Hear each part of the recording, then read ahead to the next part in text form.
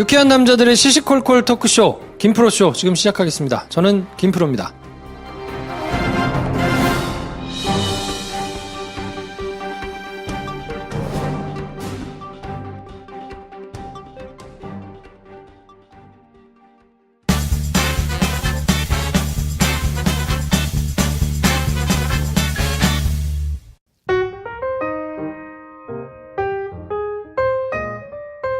네, 어서오세요. 안녕하세요. 네, 장편 영화를 준비하고 계신 우리 배준현 감독님 나오셨습니다. 안녕하세요.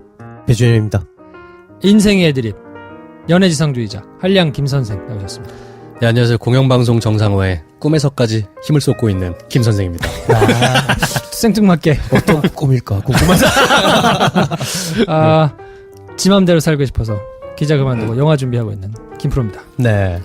이번 시간에는 오빠 생각인데 저희가 이제 오빠 생각 한번, 오늘의 빠따 한번 이렇게 해드리고 있는데 네. 그래도 나름대로 사연이 계속 들어오고 있거든요. 그러게요. 요 사연이 가공된 것인지 뭐 직접 들어온 것인지는 잘 모르겠습니다만 어쨌든 사연 관리는 우리 저 여름 작가님이 해주시고 계시기 때문에 네. 어떻게 오빠 생각 사연 꾸준히 들어오나요? 여러분 자기 모자라답니다. 네. 자기 지인들 고민 상담해 주는 것 같아. 보니까 사연이 약간 같은 분 사연이 돌려막기 되고 있는 것 같아요. 제가 보기에는 네. 요런 패턴으로 좀 가다가 제작 거부에 들어가는 수가 있어요. 그래요. 좀 불안합니다. 여러분께서 사연을 많이 보내주셔야 돼요. 오빠 생각 사연은 들어보시면 재밌잖아요. 네. 항상 호평들이 있는데 네.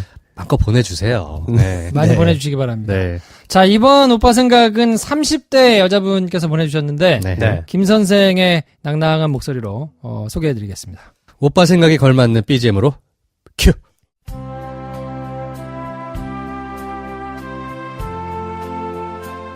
(30대) 여자입니다. 얼마 전에 우연한 기회에 가로 열고 소개팅 어플 본인 인증 진행 3살 많은 오빠를 알게 되었어요.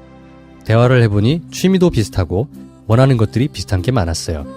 제가 30대 중반이고 마지막 연애도 1년이 넘었고 해서 이분이 막 적극적이신 게 싫진 않은데 뭐랄까 은근 고집이 있는 듯한 사람이었죠. 오래 연애를 쉬고 전문직에 바쁜 사람이라 자기 패턴에 시간 쓰는 걸 더 좋아하는 것 같긴 하더라고요. 막 싫은 건 아닌데 아직 알게 된 지도 얼마 안 됐고 그 남자 또 매우 적극적이라 조금 고민돼요. 제가 재는 건가요? 아님 이분과 제 스타일이 안 맞는 건가요? 어떤 기준으로 남자를 판단하면 좋은 거죠? 저도 결혼할 나이가 되니 신중한 것도 같고 가정적이고 저랑 잘 맞았으면 싶고 아무튼 복잡하게 생각이 돼요.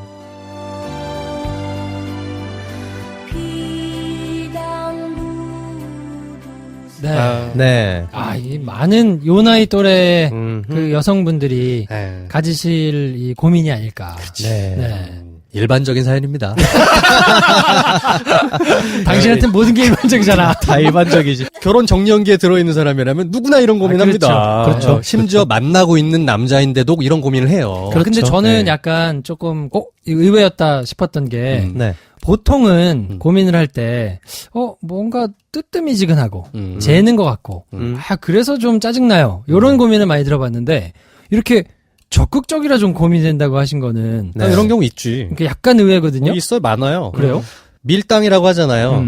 너무 밀어도 그렇지만 너무 땡겨도 그런 거예요. 아. 네, 지금 이쪽 너무 땡기신다. 그러니까 네, 그런 거지. 충분히 내가 마음이 안 갔는데 네. 너무 나한테 적극적이다. 너무 들이대는 거야. 네. 어. 그래서 사실 그 들이댄 게 어느 정도 효과를 보고 있는 거예요. 이 결과가. 그렇죠, 왜냐면 그렇죠. 흔들리는 고민이 거니까. 된다잖아. 네. 어. 그리고 이게 궁금한 게 이렇게 하고 만난 적은 아직 없는 것 같은데 이 사연상 대화만 그럴까요? 해본 건가요? 네, 직접 만난 적이 있는 건지 아닌지에 따라 좀 달라지거든요. 글쎄요. 대화만으로 이런 생각을 하기에는 그렇진 좀 않지 않을까요? 그렇진 않을까. 네. 네. 한두 번 정도는 만나보신 것 같아요. 야, 어떻게 설마 채팅만 하고 결혼할 나이가 돼서 신경 이런 얘기를 할까? 그러니까 만약에 그런 거라면 네. 이게 약간 좀 달리 상담을 해드려야 되거든. 그래서 그런 거야. 일단 그거는 아닌 걸로 합시다. 아닌 걸로 그래요. 합시다. 그거는 그래. 그럼 너무 이제 약간 튀게 되니까 네. 네. 여러 번 만났는데 네. 좀 적극적인데 난 잘 모르겠고 네. 좀 고민이 된다. 제가 볼 때는 3회 미만으로 만나셨다. 그럴 수는 네. 있죠. 네. 그리고 만나서 오랜 시간 보내지 않았다. 네. 네, 딱 그 정도인 것 같아요. 네. 일단 이해를 해드리고 싶은 부분은 결혼 정년이가 됐기 때문에 신중하게 보시는 거는 이해할 수 있다. 네, 이해됩니다. 그렇죠. 네. 네. 그리고 어떤 기준으로 남자를 판단하면 좋은 건지 진지한 고민. 이거 좋은 거다. 네. 근데 너무 신중한 것도 독이다. 네. 그렇죠, 네. 그렇죠. 아마 남자분이 적극적이시라는 게 어떤 느낌인가 하면 이 정도 만났으면 우리 오늘부터 1일 하고 시작해 봅시다라고 이런 뉘앙스이신 것 같아요. 그죠? 거기서부터 오늘부터 1일 딱 시작하면 그때부터 사귀는 게 되기 때문에 네. 뭔가 이렇게 고민하거나 이러는 게 약간 죄책감일 수 있는 거예요. 그래서 결정하기 전에 이 사람이랑 만나도 돼야 말어 요 식인 거예요. 그렇죠, 네. 그렇죠. 그러니까 괜히 쓸데없는 결혼하면 어떨까. 이렇게 고민이 되는 거야. 네. 사실 연애를 시작하고 나면 이 사람이랑 결혼해도 될까 이런 고민이 잠깐 사라집니다. 아, 네. 그치, 좋으니까. 그렇지. 아. 한 3개월, 6개월 연애하고 난 그 뒤부터 이 사람이랑 근데 결혼해도 될까라고 생각을 하게 돼 있는데 네. 사귀기 직전이라. 아. 직전이라 이런 거야. 소개팅 어플 뭐 이렇게 해가지고 어떤 오빠를 알게 됐어. 만나기 전을 가정해 볼게요. 그때까지는 그냥 내가 나이도 있고 근데 혼자 있는 게 좀 그렇기도 하고 근데 이 사람 생각보다 괜찮네? 확인 과정을 거쳤어요. 직접 딱 만나서 이 남자가 자기를 마음에 들어 한 거야. 남자분은 좋은 거죠, 일단. 그렇죠. 그렇죠. 그래서 자기 어떤 성향, 스타일 이런 것도 말한 거야. 근데 내가 좀 바빠서 언제 이렇게 맨날 뭐 이렇게 시간을 같이 보내기 힘들 것 같고 막 약간 앞서 나간 거야. 사귈 마음이 있다는 거야. 근데 그때 자기가 헷갈린 거예요, 이 여자분은. 소개팅 어플로 그냥 누구 좋은 사람 있으면 만나고 싶다라고 생각했던 건데 요렇게 들어오자마자 본인은 지금 결혼 생각을 하게 된 거예요.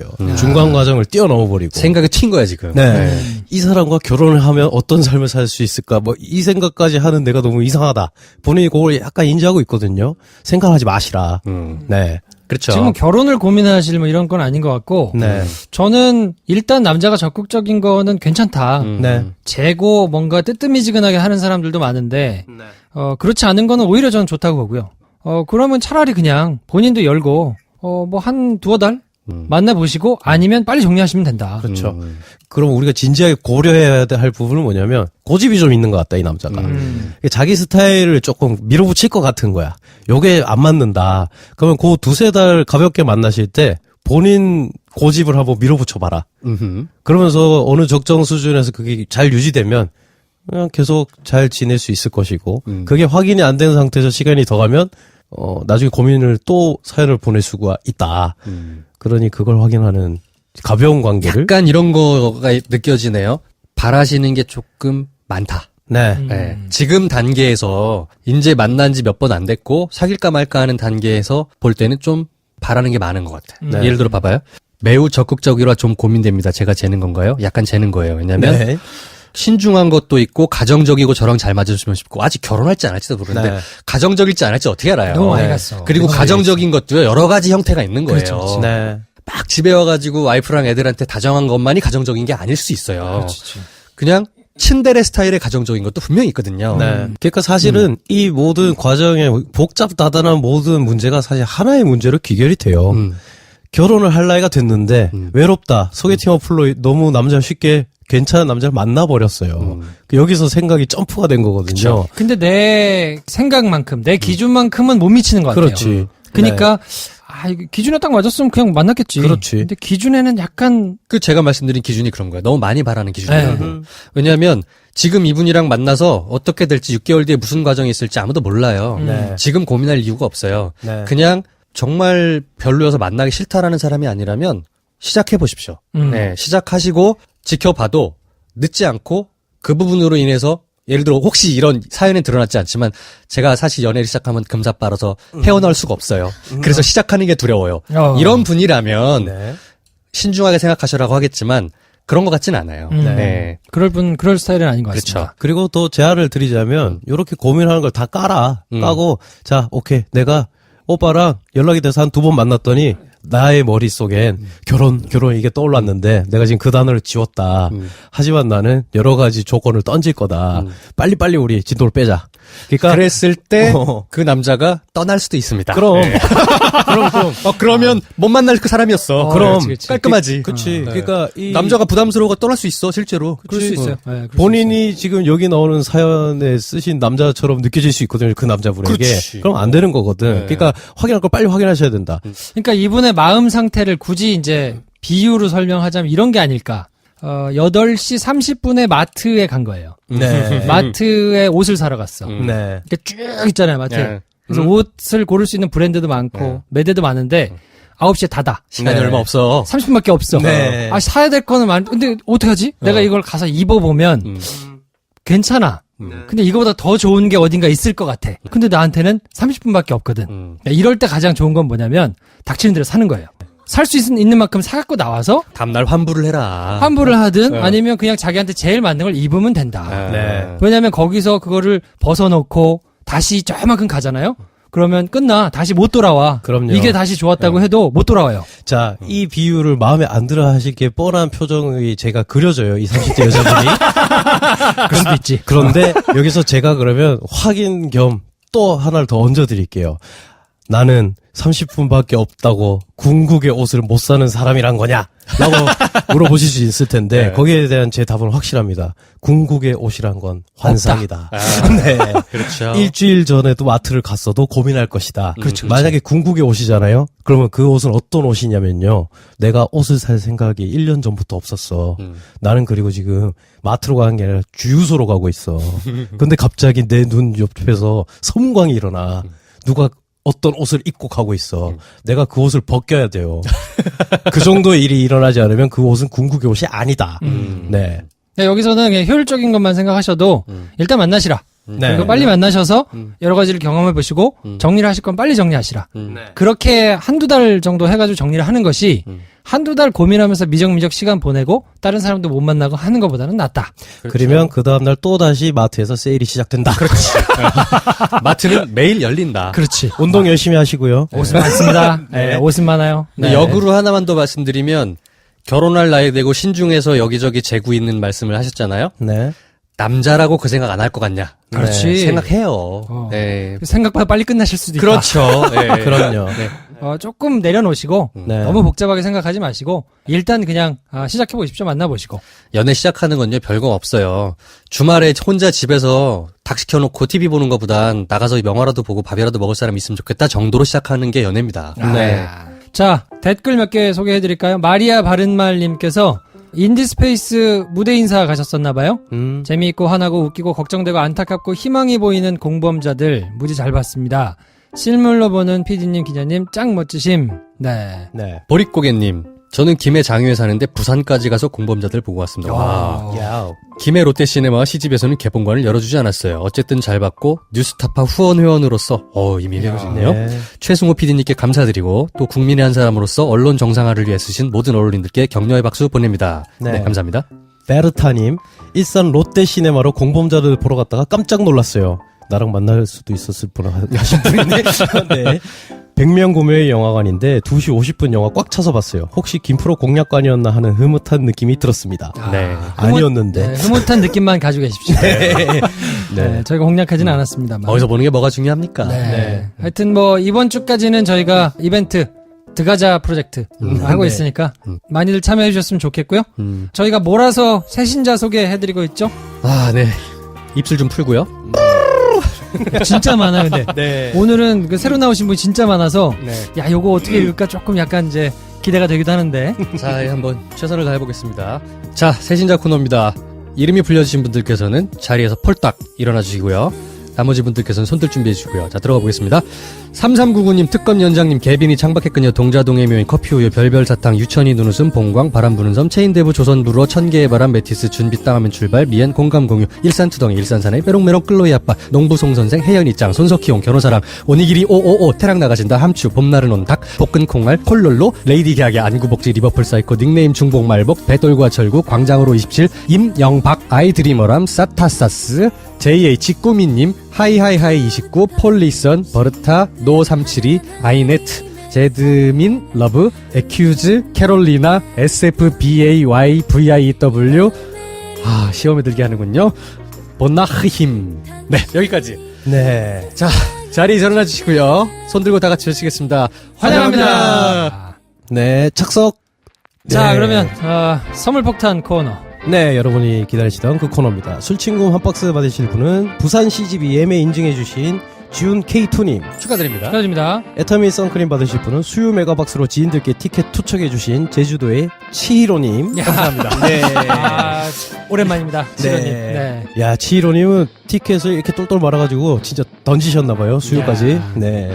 자, 김프로쇼 도와주시는 분들, 소연아범님의 술자리 만병통치약 술친굼, 어르신 상사 소중한 분들께 술자리 선물용으로 굉장히 좋으니까 한번 애용해보시면 좋겠고요. 네. 저희는 광고 듣고 어제에 이어서 김민식 PD님과 오태훈 아나운서님 모시고 돌마고 특집으로 찾아뵙겠습니다.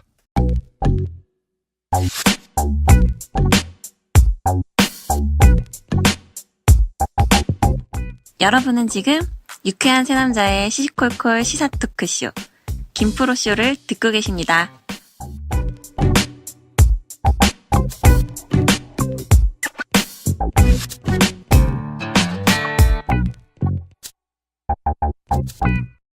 네, 김프로쇼 2부는 돌마고 특집으로 오늘까지 함께합니다. 우리 김민식 PD님, 오태훈 아나운서님 모셨습니다. 어서 오십시오. 안녕하세요. 반갑습니다. 네, 어제 45분짜리 랩 배틀이 두 분이 붙으셔가지고 어제는 비등비등하게 끝났는데 오늘은 어떨지 좀 궁금한데요. 쇼미더 사장 배틀이래. 그렇죠. 네. 자, 어제 그래서 이제 어떻게 힘들었고 어떻게 버텼고 뭐 이런 얘기들을 저희가 이제 소소하게 좀 들어봤는데 일반 사람들 입장에서는 가장 많이 하시는 질문을 들어보니까 이거예요. 그래서 나랑 뭔 상관인데?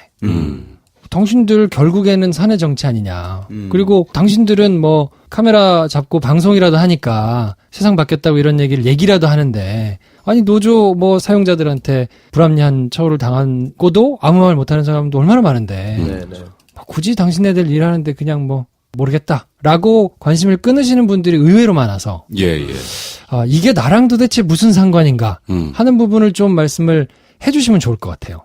방송이 이렇게 누군가에게 장악돼서 자기들의 개인적인 정치적인 도구로 사용이 되는 것이 일반 국민들한테는 이렇게 위험합니다. 라는 거를 한번 좀 각자 좀 정말 사람들이 이 사무치게 다가오게 좀 한번 설명을 어떤 분이 더 잘해주실지. 네, KBS부터 말씀을 드리겠습니다.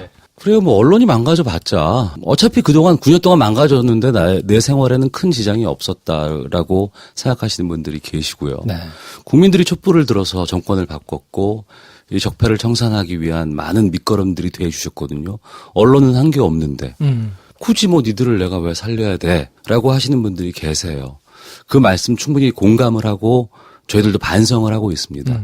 저희들이 반성을 하는 시점이 하나가 있는 게 MBC나 KBS나 다 언론 노조 소속이거든요. 네. 언론 노동조합은 일반 조합하고 달라요. 일반 조합은 조합원의 복지, 임금 향상, 그리고 뭐 좀 내 생활을 좀 더 윤택하게 하기 위한 노력들을 많이 하는 게 조합의 목적이라고 한다 그러면 언론 노동조합은 어떻게 탄생을 했냐면 외부로서의 압력, 권력으로부터의 개입 이런 것들을 차단하기 위한 장치를 만들기 위해서 언론 노동자들이 뭉친 거거든요. 그런데 김대중, 노무현 지난 한 10년 동안 그것들이 많이 이루어졌어요. 네. 그러니까 언론 노동조합이 굳이 언론은 보호받고 정권으로부터의 개입을 우리가 스스로가 잘 막아왔기 때문에 굳이 그런 일을 안 해도 돼요. 그럼 그때는 뭘 하냐면 콘도를 좀 더 많이 늘려주세요. 뭐 복지 포인트를 더 많이 올려주세요. 이런 거에 집착을 했단 말입니다. 네. 그러다 보니까 정권이 바뀌고 정권에서 갑자기 무언가 들어왔을 때 막아주질 못했어요. 어제 저희가 말씀드렸던 것처럼 기존의 노동조합이 이런 탄압에 대해서 소극적으로 대응했다고 말씀을 드렸는데 지금 새롭게 이 언론을 판을 바꾸지 않으면요 나중에 정권 바뀌면 또 이것이 변질될 수 있습니다.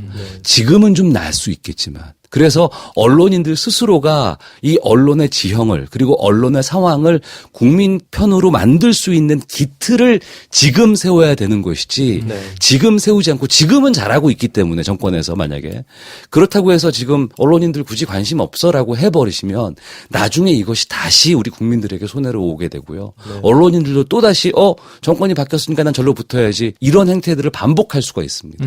이제는 끊어야 되는 것이고 그렇기 때문에 국민들께서 저희 회사가 아니고 언론 지형을 다시 정상화시키는 중요한 시점이라고 저는 생각을 합니다. MBC 같은 경우 저는 이제 가장 기억에 남는 장면이 그 예전에 이제 PD수첩에서 황우석 사건을 이제 취재했을 때 그 방송이 나가고 제가 집에 와서 아내에게 했던 말이 있어요. 야, 우리 이제 망했어. 저 보도가 사실이면 우리는 국가적 영웅을 죽인 게 되고 저 보도가 거짓이면 우리는 국가적 영웅을 모함한 게 되는데 어느 쪽이든 우리는 이제 망했어.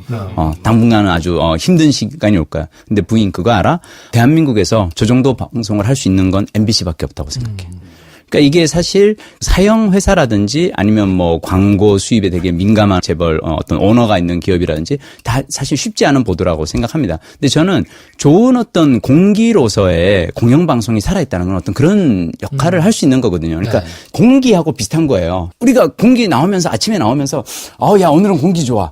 오늘은 영 좀 이게 냄새가 좀 영 별론데 아니잖아요. 네. 그러니까 이게 그 존재에 대해서 특별히 고마움이나 필요함을 못 느끼도록 하는 게 저는 맞는 거죠. 근데 사실 지난 몇 년간은 MBC를 틀 때마다 사람들이 야 이건 뭐야. 보다가 뜨거라. 그러니까 왜 그 MBC 뉴스데스크 시청률이 한때 이제 2% 3%까지 떨어졌는데 뭐 우리가 한때 이제 애국가 시청률이라고 이제 놀리는 그런 시청률인데 2% 3%는 어떤 거냐면요. 이렇게 틀었다가 우연히 딱 틀었는데 11번이잖아요. 그럼 뜨거라 하고 얼른 발로 딴 데를 틀어야 얼른 피해야 나올 수 있는 그런 정도 시청률. 이게 사람들이 그동안은 얼마나 우리가 좋은 공영방송 갖고 있다는 것이 좋은 거라는 걸 못 느꼈던 거죠. 네. 지난 그동안 너무 이제 이 피해를 많이 느꼈는데 근데 그동안 우리가 이제는 뭐 우리가 팟캐스트도 있고 뭐 JTBC도 있고 뭐 TBS도 있고 하니까 이제는 근데 저는 그래도 좋은 공영방송은 사실 이거는 한국의 어떤 되게 좋은 어떤 시스템이거든요. 네. 전 세계적으로 유례가 없는 어떤 그런 지배 구조에다가 되게 좋은 방송을 할 수 있는 시스템이고 그리고 여기에 있는 이 안에 있는 수백 명, 수천 명의 조합원들이 지난 몇 년간 파업을 하고 불의에 맞서서 싸웠다는 이유로 이들이 박해받고 있는데 이것에 대해서 아니 뭐 저건 저 사람들 일이니까 라고 만약 우리가 외면을 한다면 그것이 과연 사회로서 그러니까 제가 이제 예능 출신 뭐 드라마 PD인데 사람들이 저한테 묻습니다. 너는 왜 그렇게 미친 듯이 싸우느냐. 같은 회사를 다니고 있는 기자와 시사교양 PD들이 그렇게 탄압받고 힘들어하는데 같은 회사에 사는 내가 내 일이 아니라고 이걸 나 몰라라 하고 과연 내가 어디에 가서 공감을 이야기하고 정의를 말할 수 있을까. 마찬가지로 한국이라는 사회에서 지난 5년간 KBS, MBC의 언론인들이 이렇게 숱한 탄압을 받아왔는데 내 일이 아니기 때문에 제대로 일은 그러면 과연 그것이 우리가 하나의 공동체로서 사회로서 우리가 할 수 있을까. 근데 물론 사실은 이런 말씀 드리기도 너무 죄송해요. 왜냐 우리가 지난 5년 동안 너무 박살이 나서 공영방송으로서의 기능을 수행하지 못해서 너무 많은 분들에게 상처를 드리고 실망감을 안겨드린 건 사실이니까. 다만 이제는 기회가 왔지 않습니까? 네. 저희가 싸우려고 할 때는 조금만 이 싸움을 지켜봐 주셨으면 네. 그런 말씀 드리고 싶습니다. 이렇게 얼핏 들으신 분들이 이렇게 말씀을 하시면 우리가 이때까지 싸우지 않고 있었다라고 오해해서 들으실 수도 있을 것 같아요. 적극적으로. 네, 네. 근데 사실은 그동안 아무것도 하지 않고 계신 게 아니었으니까. 그렇죠. 그동안의 애로사항 실질적인 힘든 그러면서도 나는 뭐 스카우트에 오면 갈 수 있었는데 네. 내가 여기 앉아서 뭘 했나 하루에 아침에 출근했을 때 뭘 했나 집에 갈 때까지 네. 몇 명과 무슨 이야기를 하면서 왜 버티고 있었나 이런 얘기를 해주시면 딱 가슴이 와닿을 것 같아요. 그러니까 저 같은 경우 이제 드라마국에서 계속 이제 일을 하다가 물론 이제 회사에서는 연출을 안 맡겼지 그냥 드라마국에서는 이렇게 놔뒀었거든요. 네. 그런데 2년 전 어느 날 이제 김장겸 사장이 주도한 어떤 이 경영진 임원 회의의 어떤 결과에 의해서 저를 갑자기 이제 주조정실 이제 MD로 송출실로 저를 발령을 냈어요. 되게 죄송한 건 뭐냐면 거기에 가면 송출실에 있는 기존에 근무하고 있는 그 엔지니어 선배들과 그 이렇게 MD 선배들이 있어요. 그럼 다들 아이고 민식 씨가 여기 이런 데 올 사람이 아닌데 그 제작을 했네.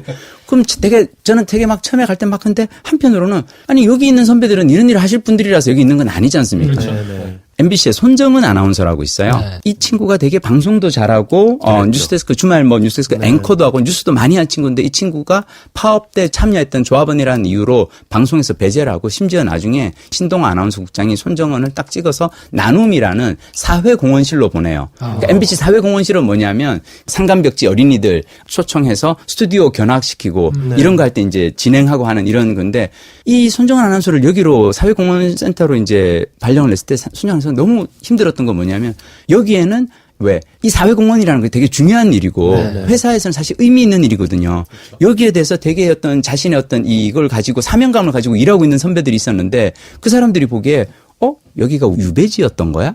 네, 그렇죠. 그러니까 그냥 일 시키기 싫은 사람을 억지로 발령내서 유배지처럼 쓰는 곳이었어. 그러니까 거기 있는 사람들도 자괴감을 느끼고 거기에 발령난 사람대로 괴롭고 그렇지만 그 괴로움을 함부로 또 같이 일하는 동료들 앞에서는 큰일 나죠. 말할 수 없죠. 말할 수도 없고. 불이익으로 여겨지게 말하는 것 자체가 어불성설이니까. 그렇죠. 네. 그러니까 이것이 사실은 되게 깨알같이 사람들을 괴롭혀 온 거예요. 그러니까 이걸 못 견디고 얼른 나가라라고 사실은 해왔던 거고. 네. 그러니까 2년 전에 저를 그때 이 송출실로 발령했을 때 저와 함께 발령났던 그 예능국에 이제 신정수 PD가 있었는데 놀러와를 만들고 뭐 막 이렇게 프로그램 잘 만드는 그 선배가 결국은 퇴직하고 나갔거든요. 그러니까 사실은 계속 쫓아내기 위해서 온갖 그 인간적 어떤 인격적 모멸감과 이런 걸 계속 좋아했던 거죠. 손정은 아나운서는 그러면 아직 MBC에 그대로 있습니다. 나눔이 팀에. 예, 나눔 팀에 있고요. 아나운서국으로는 가끔 그런 그게 와요. 학교나 이런 데서 아나운서 분들 모시고 진로 특강 같은 걸 하고 싶다. 뭐 이를테면 손정은 아나운서를 지목해서 근데 어차피 방송도 별로 안 맡기고 하니까 시간이 남지 않습니까? 네. 가서 그런 일 할 수 있거든요.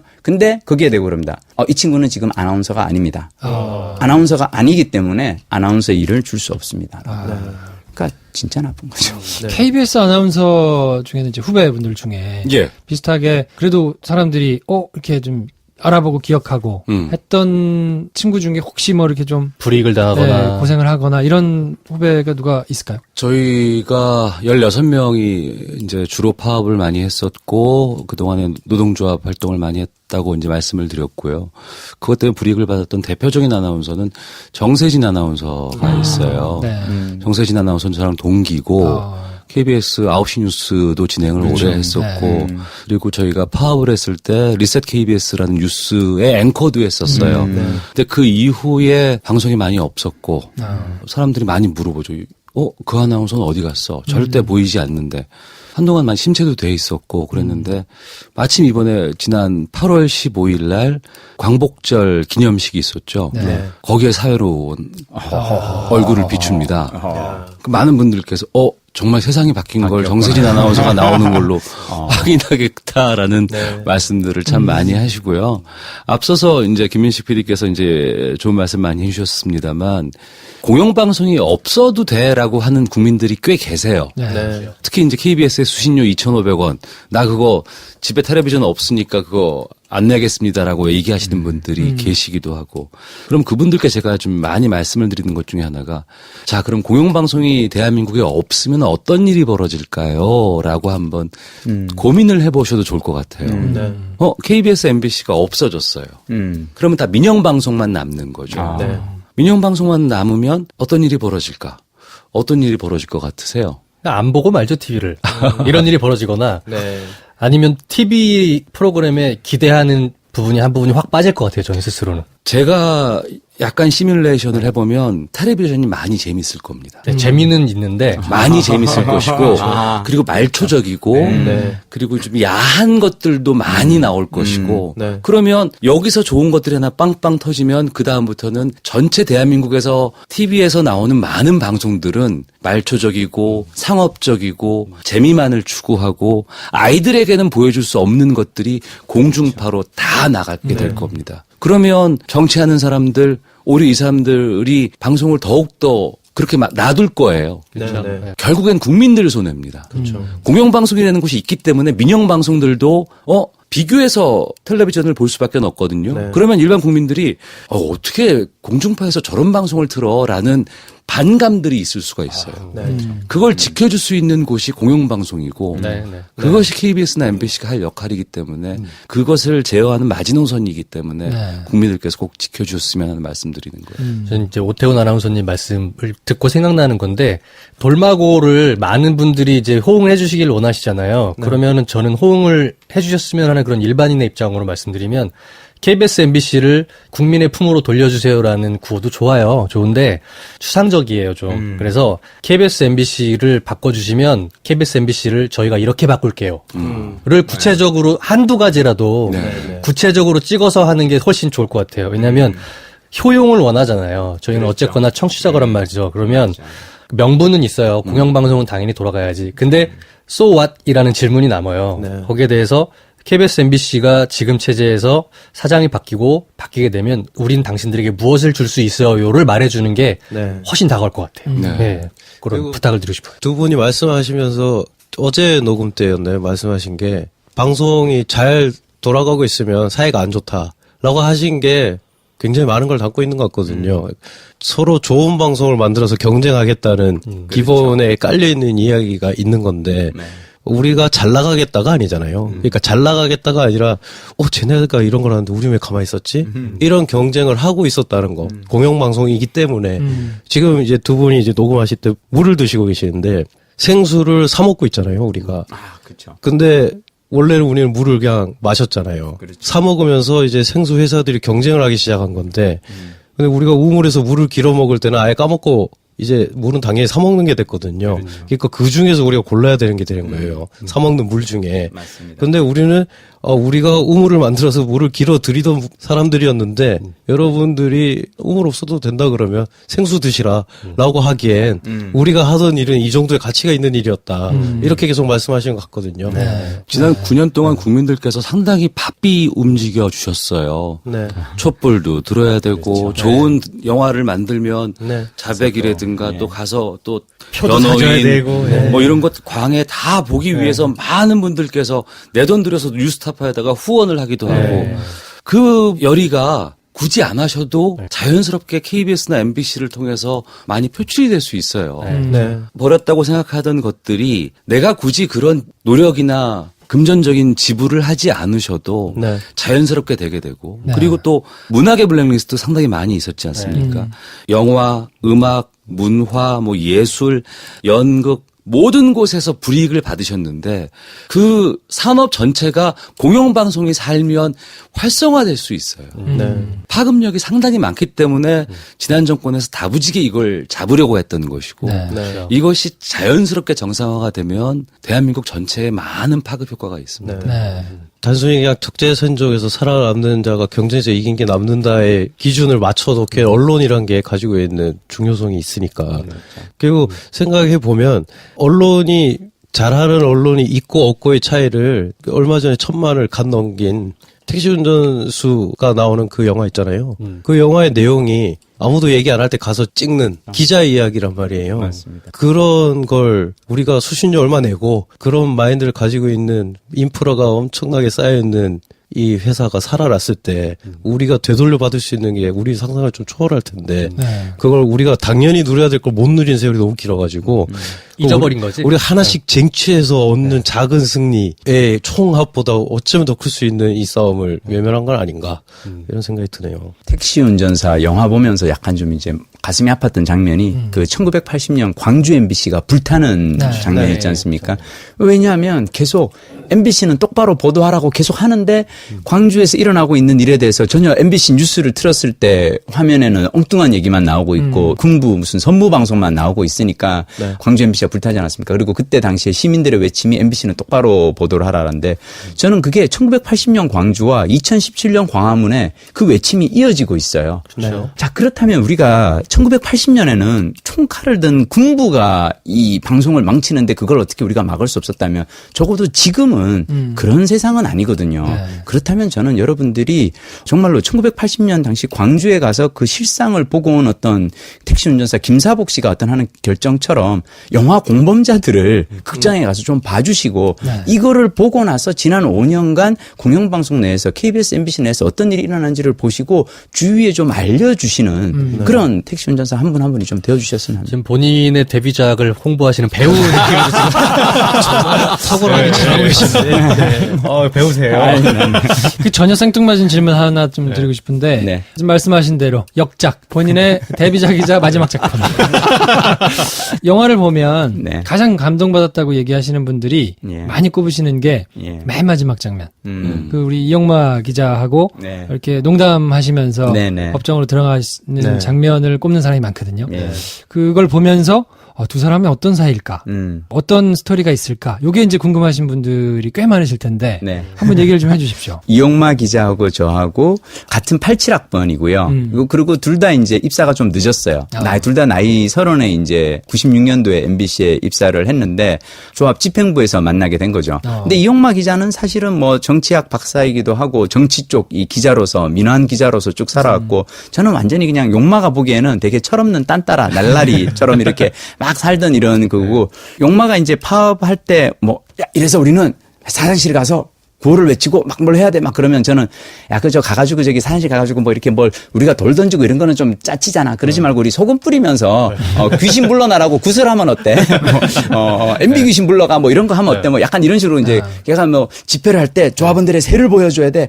그러면 귀한 새를 보여줄 거면 한 300명이서 군무를 추면 어떨까? 우리 저기 다 같이 춤추고 노래 약간 이런 식으로 이제 계속 걸렸는데 이용마 기자와 저 사이에 이제 약간 이제 사적인 에피소드를 이제 잠깐 저는 용마가 이제 서울대학교 정치학과 87학번이에요. 네. 같은 이제 동기고 뭐 항상 그래서 이렇게 그걸 했죠. 입사 동기신 거죠? 예, 입사 동기고 그래서 뭐 같은 동갑내기 그래서 막 그걸 했는데 그때가 이제 저희가 이제 웃으면서 그 영화 마지막 장면에서 구속영장 실질 심사를 받으러 가거든요.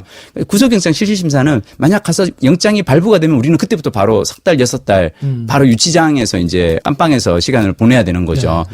약간 그런 근데 가는 과정에서 약간 좀 이제 쫄리잖아요. 그래서 이제 야 이거 친구 따라 갔다가 혹시 검찰에 환대를 받고 우리가 한 몇 달 동안 콩밥을 먹는 거 아니야? 이런 이제 농담을 이제 하는 장면이 이제 영화에서 나왔었는데 그렇게 들어가서 영장 실질 심사를 받는데 영장 실질 심사를 받을 때 맨 처음에 하는 게 재판부에서 신원 진술하세요. 그러면 이제 딱 그렇게 하는데 용마가 자기 신원 진술하는데 주민등록번호를 부르는데 6901 얼마 이러는 거예요. 그래서 내가 전 정말로 그때 5명이 이렇게 그 피고들이 서 있다가 저 자식이 69였어. 그전에는 항상 자기가 87이라고 얘기했는데 알고 봤더니 이놈이 69였던 거예요. 근데 그게 이제 영장 실질심사 도중에 이제 나온 거죠. 정말 그놈해야 할 법정에서 나도 모르게 이 자식이 저까지 형한테 뺑기를 쳤어, 이놈이. 이제, 그래서 용마하고는 계속 이제, 근데 용마는 지금도 계속 놀려요. 저한테도 이제 며칠 전에 출근 정지 20일 나오더니, 야, 너는 도대체 무슨, 정치범인 줄 알았더니 잡범이야, 잡범. 겨우 출근 정지 20일 받았고, 야, 나 같으면, 쪽팔려서 못 다니겠다 막 하면서 계속 이제 울보라고 놀리고, 그러고 있습니다. 예. 지금 저 이용마 기자님 상태는 어떻습니까? 아주 힘들긴 힘들겠죠. 근데 아까 사실 오기 전에 잠깐 통화를 했었거든요. 잠깐 통화를 했는데, 옆에 이제 아이들 노는 소리가 들리더라고요. 애들이랑 같이, 쌍둥이랑 같이 놀아주고 있고, 몸은 조금 불편한데 그래도 친구는 되게 정신적으로 되게 잘 지금 버티고 있고, 무엇보다 저는 지금 MBC 내부에서 이제 터져 나오는 어떤 이런 상황들을 보면서 사실 용마가 지난 5년간 되게 마음고생이 많았었거든요. 그러니까 기자들이나 뭐 이런 친구들이 고생하고 현업 배제되고 막 이런데 지금은 그래도 어떻게든 뭔가 반전의 기회가 오고 있고 그리고 이런 어떤 MBC 싸움이 알려지는 과정을 보면서 무척 즐거워하고 있습니다. 자, 그러면 저희가 이제 왜 우리가 공영방송을 제자리에 돌려놔야 되는지 대충은 이제 생각을 안 해보셨던 분들도 공감을 좀 하실 것 같은데 그러면 또 한 가지 아무 데서도 얘기 안 하는 구체적으로 뭘 해야 됩니까? 뭐 관심을 가져주십시오. 뭐 힘을 주십시오. 힘을 어떻게 줘야 어디로 힘이 들어가는지 뭐 이런 건 모르거든요. 가장 편하고 부담이 없는 행동들을 해주시면 되고요.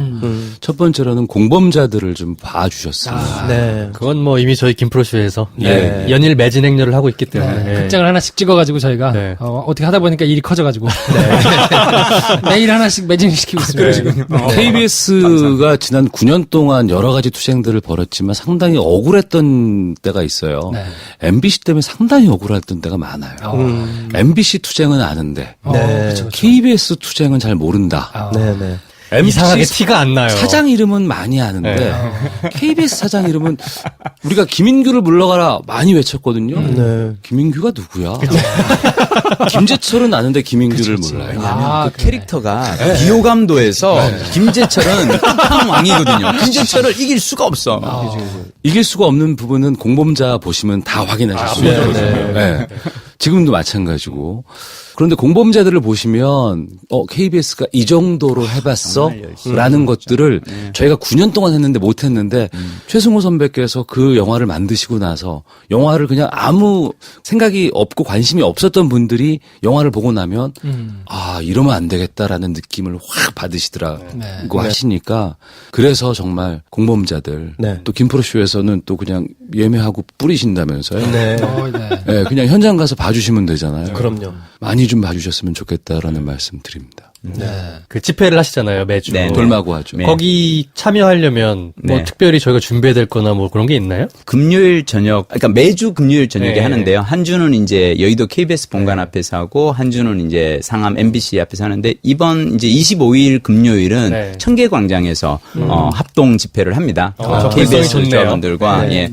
이제는 그러니까 저희가 정말로 이제는 거리로 좀 나와서 시민분들을 좀 더 만날 수 있는 그런 기회를 하고, 저희 같은 경우 특히는 MBC는 지금 이제 총파업 투표를 앞두고 있고 전의를 불태울 수 있는 좋은 기회라고 생각하고요. 저는 사실 되게 이제 사람들에게 되게 제가 감사하는 거는 맨 처음 제가 페이스북 라이브를 했을 때 거기에 사람들이 좋아요를 눌러주고 댓글 눌러주신 분들이 너무 많았던 거예요. 그러니까 정말 많았고, 그리고 제 페이스북 친구들이 MBC 동료들이 또 꽤 있으니까요.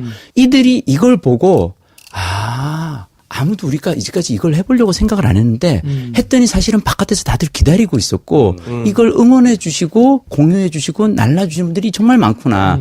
그걸 보고 나서 사실 그 이후로는 이제 MBC 조합원들이 그동안 5년 동안 혼자 쟁여놨던 가슴 아픈 이야기들을 한 명씩 나와서 하고 있는 거예요. 뭐 이를테면 양윤경 기자가 뭐 양치대첩 그 화장실 뭐 사건을 얘기를 한다든지, 아나운서들이 각자의 자신의 이야기들을 PD저널에서 인터뷰를 한다든지, 저는 앞으로 여러분들이 해주실 수 있는 가장 큰 중 하나는 일상에서 SNS에서 올라오는 MBC 소식들을 조금 더 많이 이렇게 좋아요 눌러주시고 공유해 주시고, 그것도 저희에게는 큰 힘이 된다고 생각합니다. 25일이 이제 이번 주 금요일이잖아요. 네네. 예. 청계광장에서. 네. 25일이면 불금이란 말이죠. 예. 금요일 저녁에 일반인들이 굳이 청계광장에 가는 게 작년에 촛불을 경험해 본 사람들은 다 알거든요. 가면 재밌어요. 그렇죠.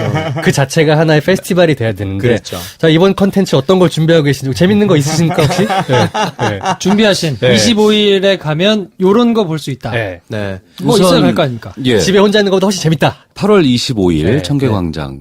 첫 번째, 청계광장이 어떤 곳인지를 아셔야 돼요. 네. 10월 29일 지난해 2만의 시민들이 청계광장에서 처음 촛불을 들었던 곳입니다. 저도 그때 갔었는데, 그 지하철역에서 내려서 올라가는데 사람들이 막 많이 있는 걸 보면서 가슴이 뿌듯하고 무언가 바뀔 수 있겠구나라는 자신감을 얻었거든요. 네. 이번 25일이 그랬으면 좋겠고, 그래서 저희들이 많이 준비를 한 건 첫 번째로 KBS와 MBC가 어떤 상황이었고, 앞으로 어떻게 바뀌어야 된다라는 것들을 짤막하게 압축해서 또 재미있는 영상으로 만들었습니다.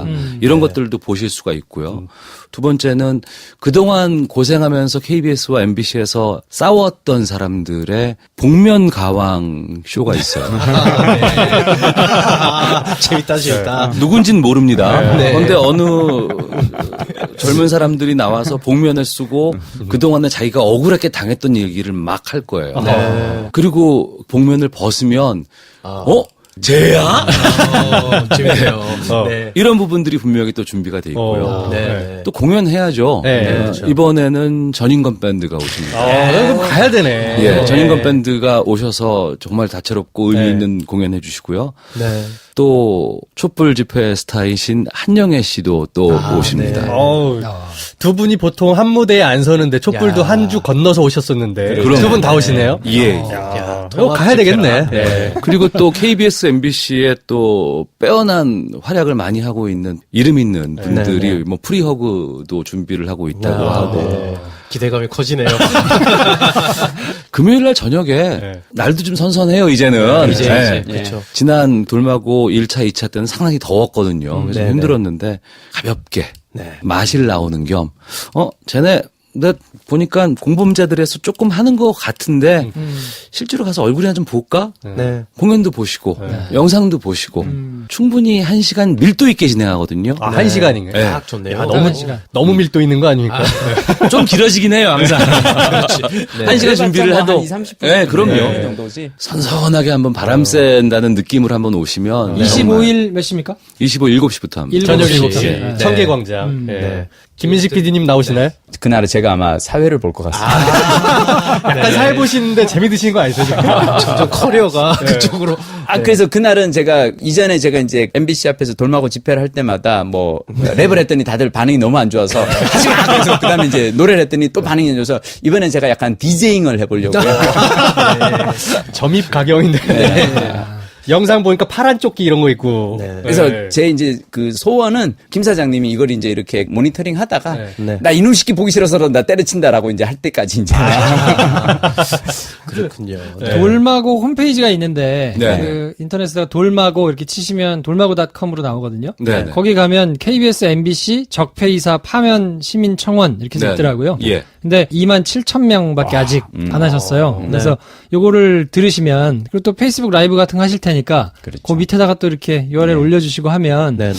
많이 좀 참여를 할 수 있을 테니까 네. 가장 간단하게는 이거부터 하시고 그렇죠. 그다음에 25일 날 저녁 7시에 청계광장. 청계광장에 마실 나오셔가지고 네. 그날 청계광장에서 인증샷을 올려주시면 네. 다음 주 선물은 그걸로 몰아드리겠습니다. 그렇게. 화끈하게 밀어주시는군요. 네. 이번 주까지는 공범자들 티켓 사신 분한테만 선물을 드리고 있거든요. 다음 주에는 인증샷. 인증샷 네. 올려주시면 네. 저희도 뭐 그날 가가지고 속닥하게 네. 한쪽 네. 구석에서 네. 인증샷 올릴 테니까 네. 뭐 하여튼 좀 올려주시면 좋겠습니다. 행사 끝나고 같이 맥주 한잔 하실 분들 오세요. 그것도 괜찮네요. 네. 네. 그 이게 아까 방송 하기 전에 잠깐 얘기를 들어봤는데 준비하고 우리가 즐겁게 재밌게 이제 투쟁을 하는 게 길게 이제 힘을 빼지 않고 하는 길이라 그렇게 준비를 하고 있다 하셨는데 사실 근데 이거 준비하고 하는 상황이 그렇게 즐겁거나 유쾌한 상황은 아니거든요. 그렇지 녹록하지 않나요? 않으실 것 같은데 네. 어떻게 준비하시나요? 170일 때 파업을 할 때 이제 항상 조합원들과 얘기했던 건 뭐냐면 싸울 때 지치지 않는 사람이 무조건 이긴다.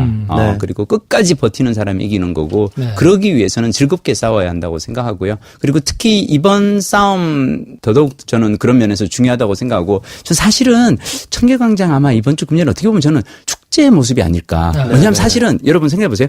유배지에 있던 이 죄인들이 드디어 돌아오는 겁니다. 머리 아프고 이렇게 얘기했던 죄인들이 돌아와서 여러분들 덕에 우리가 그나마 여기까지 나오게 됐습니다. 이 정도의 발언을 할 수 있는 기회를 얻은 거는 사실 시민분들 덕분이니까요. 그래서 정말 고마운 분들을 저희가 만나러 가는 장소라고 생각하고요. 즐거운 자리 만들 수 있도록 파티 정말 붉은 파티 될 수 있도록 잘 준비해 보겠습니다. 지난주에 KBS에서 돌마고 5번째 붉은 파티를 했어요. 네. 이제 이번에 그 청계광장이 6번째 붉은 네. 파티가 되는 것인데 우선 다들 현업은 해야 되니까 일은 해야 되니까 조합에 와서 무언가 집회를 하게 되고 이걸 기획하고 준비하는 게 상당히 힘든 일이거든요. 그러니까 나머지 시간들을 다 쏟아서 해야 되는데 거기다가 어떤 일이 발생을 하냐면 공간을 열어주지 않아요, 회사에서. 네.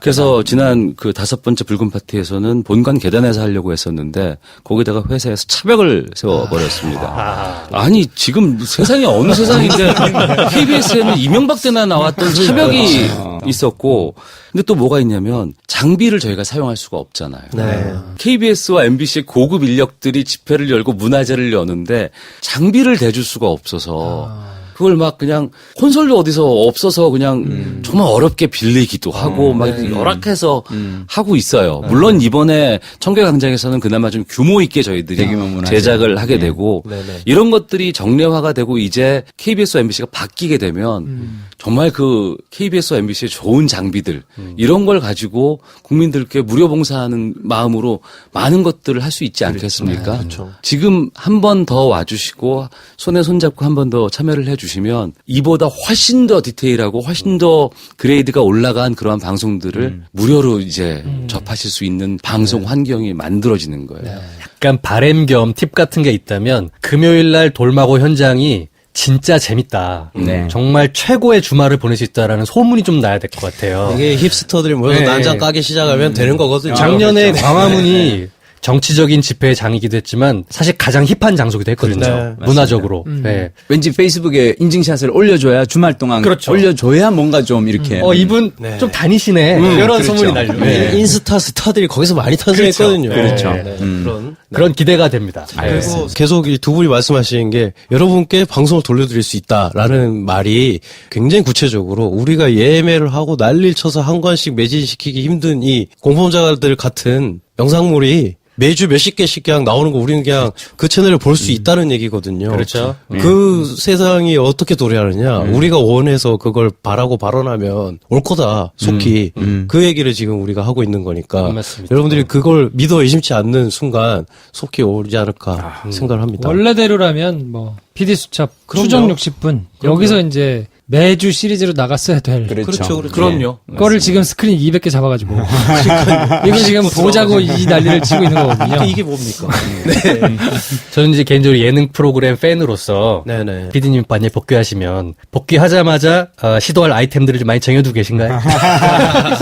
그렇지는 않고요. 제가 사실 5년 놀면서 감이 많이 떨어져가지고 요즘은 계속 이렇게 준비만 하고 있습니다. 얼른 아이템을 준비하셔야 됩니다. 곧 돌아오실 겁니다. 그러니까요. 금방 바빠질 것 같아요. 네. 자, 그럼 마지막으로 MBC와 KBS에서 싸움이 진행 중인 것도 아니거든요. 엄밀히 말하면 지금 준비하고 계신단 말이에요. 그렇죠. 예. 지금 상황 또 앞으로의 계획 이런 게 어떻게 되는지 각자의 상황을 조금 말씀해 주시면 좋겠는데요. 지난 5년간 조합원들, PD, 기자, 아나운서들이 각각 이렇게 상처를 다 안고 살았어요. 네. 그러니까 그리고 그 과정에서는 뭐 이런 일도 있더라고요. 그러니까 후배가 선배를 찾아가서 그러니까 유배 중인 선배를 찾아가서 제가 지금 실은 PD 수첩을 하는데 이런 아이템을 냈다가 국장한테 약간 찍힐 것 같다. 어떻게 하면 좋냐. 그러면 이제 선배가 하는 얘기는 뭐냐면 너는 그 자리에 남아서 그래도 방송을 지켜야 되니까 그렇게 센 거 하지 말고 그냥 부장 말 좀 들어줘.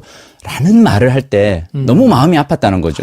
그러니까 너는 그래도 나는 이렇게 나와 있지만 너는 그 안에서 살아남아라고. 그런 과정에서 서로들 다들 미안한 마음이 있었는데 이번 싸움 대판 한번 붙어가지고 그 미안한 마음들 그동안 가지고 있었던 죄책감을 씻을 수 있는 기회가 됐으면 좋겠고요. 조합원들에게 제가 하고 싶은 이야기는 지난 5년간 우리가 사실은 국민과 시청자분들에게 죄송한 마음이 있었거든요.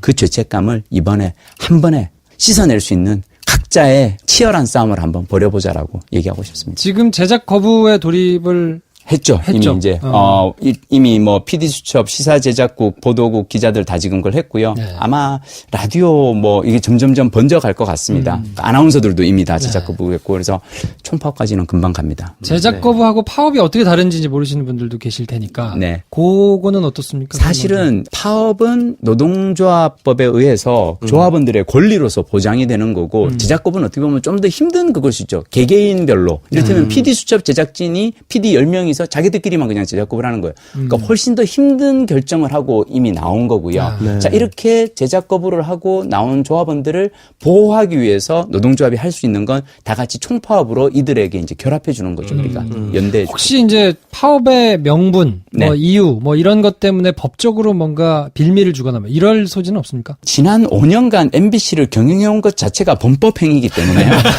아니 정말로 그동안 너무 쌓인 것들이 많기 때문에 그러니까 이 범법행위를 우리가 제대로 까발키고 이제 하기 위한 어떤 그리고 지난 5년간 우리가 그나마 작은 수확이 있었다면 법원에서 항상 했던 것들이 뭐냐면 방송 노동자들의 파업의 경우 방송 공영성을 확보하기 위한 싸움은 파업으로서 그 정당성이 인정된다라는 것을 우리가 몇 번을 사실은 이제 이 법원 평대를 통해서 받았었고요. 그건 되게 중요한 사실은 노동의 어떤 중요한 조건 중 하나죠. 사실은. MBC의 경우는 어쨌든 파업으로 가는 것이 법적으로도 뭐가 많기 때문에 뭐 문제가 없는데 KBS는 어떻습니까? KBS도 지금 준비를 하고 있고요. 네. 아직 확정은 안 됐습니다만 9월 초부터 아마 저희들은 방송을 멈추려고 노력을 할 것입니다. 국민들께 좀 부탁드리고 싶은 게 있어요. KBS가 지금까지 많이 망가졌는데 저희가 파업을 하게 되면 정상적인 방송이 힘들어질 수 있습니다. 네. 그리고 좋은 방송 하기 위해서 잠시 방송을 세우고자 합니다. 많은 분들이 파업에 동참을 할 것이고 예전처럼 방송은 계속 되는데 노동자들은 파업하고 있는 이런 상황을 만들지 않겠고요. 아예 방송이 멈춰질 수도 있을 것 같습니다. 라디오에서 비상음악이 나온다거나 뉴스가 단축으로 운영이 되고 9시 9시 뉴스가 뭐 20분밖에 운영이 안 되거나 정상적인 편성이 이루어지지 않고 영화만 주구장창 틀어낸다거나 이런 일들이 일어날 수 있습니다. 하지만 그걸 좀 참아주셨으면 좋겠고요. 네. 최대한대로 바짝 노력해서 그것을 최소화시키고 기간을 줄이려고 합니다. 그런데 국민들께서 왜 이래? 이렇게 하지 말고 니네 세우는 거 방송 정상화시키기 위한 거지? 오케이 알았어. 나 응원해줄게. 참을 수 있어. 라는 얘기 해주시면 저희들 정말 승리하고 좋은 방송을 통해서 국민들께 돌아갈 수 있을 것 같습니다. 네. KBS 방송이 9시 뉴스가 20분으로 단축됐다. 아싸 시작하는구나 이렇게 생각하고 금요일로 청계천에 가시면 된다. 네. 자, 그럼 하여튼 가까이는 시민청원 참여해 주시고 25일 날 돌마고 네. 붉은 파티 청계광장에서 7시에 있으니까 많이들 오셔가지고 참석도 해주시고요. 그리고 곧 이제 MBC KBS 파업이 진행되면 마음으로도 응원해 주시고 또 티나게도 응원해 주시고 뭐 하여튼 뭐 이렇게 저렇게 본인들의 SNS나 뭐 여러 가지를 통해서 좀 그런 것들을 많이 참여해 주시면 도움이 많이 될 것 같습니다. 자, 그러면 오늘 두 분 차례로 마지막 인사 말씀 듣고 또 이제 바쁘신 분들이에요. 또 우리 주연 배우님께서는 또 무대 인사 하러 가셔야 됩니다. 물론 이제 김프로쇼에서 이전에 최성화 감독님 인터뷰도 나오고 해서 많은 분들 이미 보셨겠지만 진정한 연대와 지지는 N차 관람이죠. 한번 보신 분들 한 번씩 좀 더 봐주시고요. 공범자들 지금 일단 흥행 기세가 좋으니까 이거 100만 만들면 공범자들의 관객 수가 늘어날수록 김장겸 사장님의 퇴진 일정이 빨라집니다. 하루라도 빨라집니다. 조금이라도 더 많은 분들이 보실 수 있도록 주위에 좀 더 많이 소문내 주시길 부탁드리겠습니다. KBS 유일하게 수신료를 받는 방송국이죠. 전기 요금에 다 포함이 돼서 누구나 국민들께서 2,500 텔레비 수상기를 갖고 있는 분들은 2,500원씩 내주십니다. 소비자가 아니에요. 주인입니다. 그렇죠. 네. 주인이기 때문에 그 돈을 지불하신 것이고 저희들은 그것을 통해서 급여를 받고 활동을 하기도 하고 그래서 저희들은 부채의식을 가지고 있습니다. 근데 이 부채의식을 누가 이용을 했냐면 정권에서 이용을 했어요. 이명박 박근혜 정권 지난 9년 동안 국민들이 내는 수신료를 가지고 자기들이 착복을 하고 자기들이 이용을 했고 자기들을 좋게 홍보해 주게끔 만들어놨습니다. 이제는 바꿔야 될 때고요. 그걸 저희가 그동안은 못했지만 국민들께서 도와주셔서 큰 일을 해주셨기 때문에 이제 저희가 좀 나설 수 있게 됐습니다. 정말 죄송스럽고 하지만 반드시 주인에게 잘 할 수 있는 국민의 방송인 KBS를 여러분께 돌려드리기 위해서 최선을 다하겠습니다. 지켜봐 주십시오. 자, 이틀에 걸쳐서 저희가 돌마고 특집으로 김민식 PD님과 오태훈 아나운서님 모시고 이런저런 얘기를 나눠봤는데요. 찬바람이 불고 첫눈이 내릴 즈음에는 드라마로 또 6시 내 고향에서 좋은데요? 두 분을 뵙기를 바라면서 오늘 방송은 이쯤에서 정리를 하겠습니다. 그리고 저희는 25일 날 청계광장에서 즐겁게 직접 면대면으로 뵙기를 기대하면서 오늘 방송은 이 정도에서 정리하겠습니다. 수고하셨습니다. 고맙습니다.